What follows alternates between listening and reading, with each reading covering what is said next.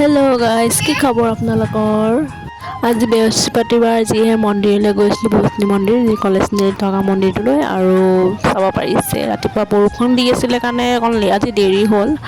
আৰু এইফালৰ পৰা মন্দিৰ আহি পাই গ'লোঁ, পূজা কৰি ল'লোঁগৈ। এতিয়া কৰি লৈ লাহেকৈ যাওঁ আৰু ঘৰলৈ। এইটো ৰাস্তাত দেখিছোঁ প্ৰেম গলি মানে পাৰ হৈ যাব লাগে, যি ভয়ানক ৰাস্তা, ভয়ে লাগে মানে অকলে যাবলৈ।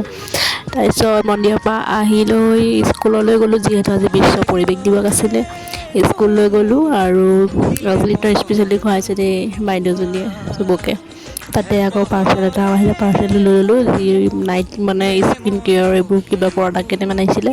লগত এক্সট্ৰাকৈ দুটা লিপষ্টিকো দিছে, একদম ভালেই লাগি গৈছে, একদম মনটো দিন গাৰ্ডেন লাগি গৈছে একদম।